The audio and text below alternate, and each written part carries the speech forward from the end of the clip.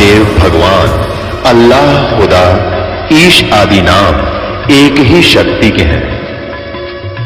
वो कैसा है, कहां है, कैसे मिलता है, किसने देखा है? ये प्रश्नवाचक चिन्ह पूर्ण रूप से हटाने के लिए अवश्य सुनिए जगत गुरु तत्वदर्शी संत रामपाल जी महाराज के अमृत वचन, सर्व पवित्र धर्मों के पवित्र शास्त्रों के आधार पर। कलयुग 200, 250, 300 से शुरू होता है और अंत उसका 15-20 वर्ष पर समाप्त हो जाता है। कलयुग में 20 वर्ष की आयु रह जाएगी मनुष्य की, घोर कलयुग, लास्ट एंड ऑफ द कलयुग। और 5 वर्ष की लड़की के बाल कौन लाग जाएंगे, बच्चे होंगे।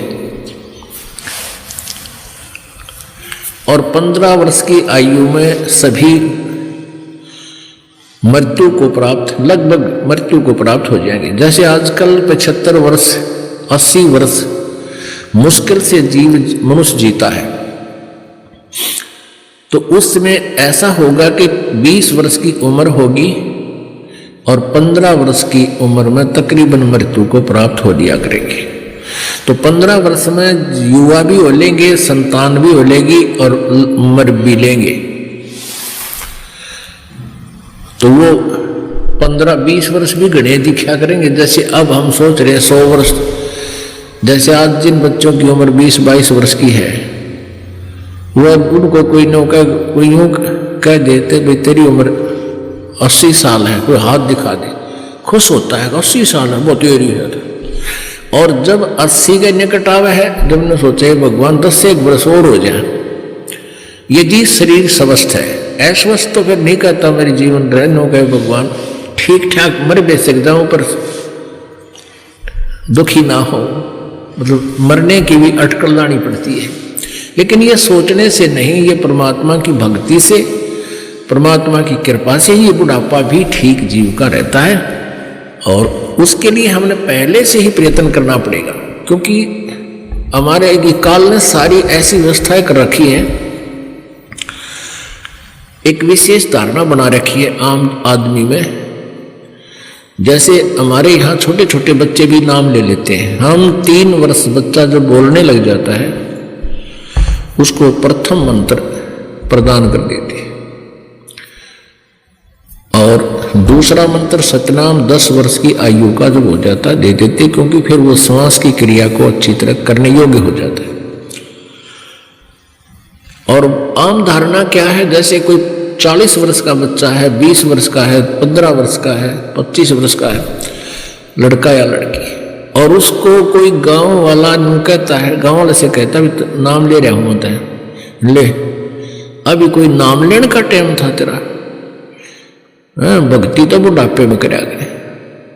अब बुढ़ापे में जिसी भक्ति करो वे जी ये जानेगा, सारी उम्र तक खोटे कर्म कर लिए 50-60 साल तक, फिर सुख कितना होगा? वो तो सारे कर टूटेंगे। फिर कोई बालक मर जाएगा कि तब छोरी विधवा हो जाएगी कि तो और 100 समस्याएं रहेंगी, अपने शरीर में ना जाने कितनी बीमारियां घर कर जाएंगी। तो परमात्मा कहते हैं अच्छे दिन पाछे गए। कबीर दुख में सुमरण सब करें, सुख में करे ना कोई, जय सुख में सुमरण करे तो दुख काहे को होवे। कबीर सुख में सुमरण किया नहीं, फिर दुख में करते याद, कहे कबीरता दास की फिर कौन सुने फरियाद। अब घर में भी सुख, परिवार, बच्चे भी ठीक, बढ़िया जगह ब्याह हो गया, अच्छी उनकी पोस्ट हो गया, कोई कारोबार ठीक हो गया, कोई ना पूछता भगवान ने, फॉर्मेलिटी करते हैं 6 महीना में कितना माता दो क्या तो दो क्या, नवा भी कोई आवश्यक नहीं। परमात्मा कहते हैं तू जाने तेरी ऐसे निभाएगी हरदम लेखा भरना रे। तूने सोचा है कि मैं ऐसे ही मौज माची रहेगी, ऐसे आनंद रहेंगे? नहीं, कहते एक श्वास का अकाउंट हो रहा है तेरा। जिस दिन तेरे पुण्य समाप्त हो जाएंगे या बैटरी पूर्व जन्म की चार्ज है, पुण्य इकट्ठे हैं, एकत्रित है, जिस दिन वो समाप्त हो जाएंगे, बैटरी इन्वर्टर सा फ्यूज हो जाएगा तुम्हारा। जैसे वर्तमान में एक इन्वर्टर चला रखा है वैज्ञानिकों ने,